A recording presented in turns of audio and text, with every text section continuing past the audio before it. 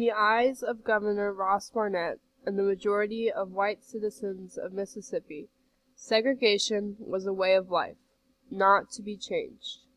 Not all shared this view, however. In the 1960s, in Mississippi, one man brought the nation's attention to the denial of rights guaranteed in Brown versus the Board of Education. That man was James Meredith. James Meredith fought for the right to equal education and called on the state and the nation to act on their legal responsibilities. Enforcing James Meredith's rights, as stated in Brown versus the Board of Education, required overcoming many challenges. On January 20th, 1961, John F. Kennedy was sworn into office as the 35th President of the United States. In the long history of the world, only a few generations have been granted the role of defending freedom in its hour of maximum danger.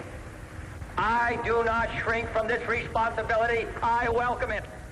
And so, my fellow Americans, ask not what your country can do for you. Ask what you can do for your country. Kennedy's inaugural speech inspired James Meredith to apply to the University of Mississippi, known as Ole Miss, a few days later. In consultation with Medgar Evers, the NAACP Field Secretary, Meredith is advised to contact Thurgood Marshall.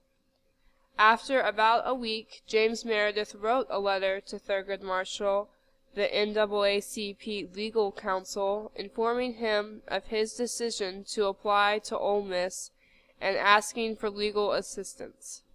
Then, on February 7, 1961, Meredith wrote a letter to the U.S. Justice Department stating that Ole Miss was using delaying tactics and not accepting or rejecting his application.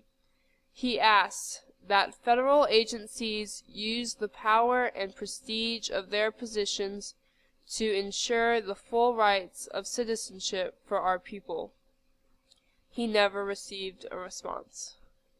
James Meredith then wrote a series of letters to the university, noting that he felt that he was being blocked from the school solely because of the color of his skin. On May 25, 1961, the university formally rejected his application. In response, less than a week later, Meredith filed a complaint in the United States District Court for the Southern District of Mississippi against the Board of Trustees of the State Institution of Higher Learning of the State of Mississippi, the Chancellor of the University, the Dean of the College of Liberal Arts, and the Registrar. In the District Court, it was ruled that the overwhelming weight of the testimony is that the plaintiff was not denied admission because of the color of his skin. The case was appealed then to the U.S. Court of Appeals for the Fifth Circuit. Eventually, Supreme Court Justice Hugo Black ordered that Meredith be admitted. Despite this order, Governor Ross Barnett of Mississippi, a proud segregationist, did not want to integrate Ole Miss. Ross Barnett was a significant leader in the continued segregation of the University of Mississippi, despite the ruling in Brown versus the Board of Education. 3 days after Justice Hugo Black gave the order for James Meredith to be admitted to Ole Miss, Ross Barnett went on statewide television and said, "I have made my position in this matter crystal clear. I have said in every county in Mississippi that no school in our state will be integrated while I am your governor. I shall do everything in my power to prevent integration in our schools. I assure you that the schools will not be closed if this can possibly be avoided, but they will not be integrated if I can prevent it." On September 20th, 1962, James Meredith went to Ole Miss to register. Ross Barnett personally went to Ole Miss, met with Meredith, and denied him admission to the school. Ross Barnett's continued denial of James Meredith's rights led to the involvement of the national government. The Kennedy administration, due to the lack of support from Mississippi's government, was faced with the responsibility of enforcing James Meredith's rights. Robert Kennedy, Attorney General, called Ross Barnett on September 25th to tell him, "I have a responsibility to enforce the laws of the United States. The orders of the court are going to be upheld. As I told you, you are not only a citizen of the state of Mississippi, but also of the United States." On September 28th, after being found guilty of civil contempt, Ross Barnett was called by President Kennedy. Right, well, of course, the problem is, Governor, that I got my responsibility just like you have yours. The conflicting ideas of rights and responsibilities held by Governor Barnett and the Kennedy administration causes many more phone calls over the Meredith situation to become necessary. Next, on September 29th, Ross Barnett gave a speech at an Ole Miss football game. I love Mississippi. I love her people. Our customs.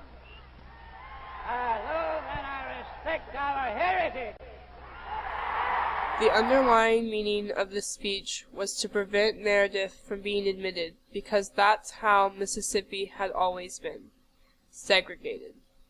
Then, on September 30th, President Kennedy federalized the Mississippi National Guard.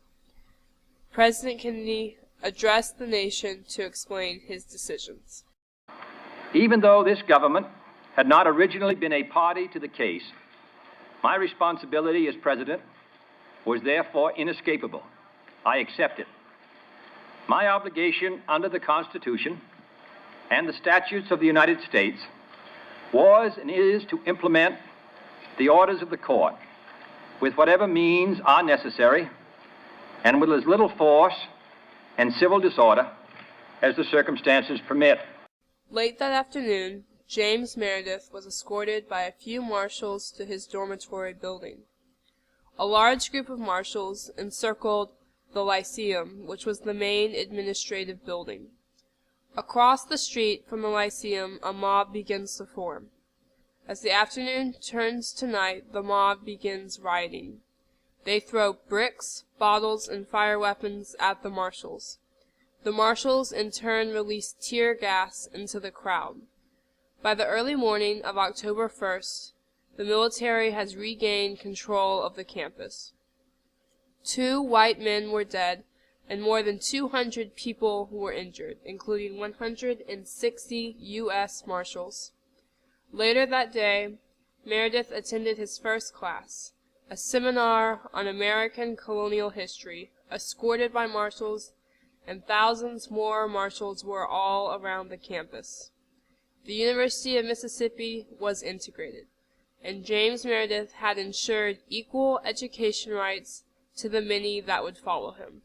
We're marching on to freedom land. We're marching on to freedom land. One day we're going to be free. On August 18, 1963, James Meredith graduated from Ole Miss. The calmness of the ceremony reflected just how much things had changed since Meredith was admitted to the university less than a year before. This change is present at Ole Miss today, where African Americans comprise nearly 17% of the student body and 57 members of the faculty are African American. A change that started with one man who wrote a letter to Robert Kennedy following his graduation, emphasizing his opinion on the importance that rights that come with citizenship need to continue to be enforced.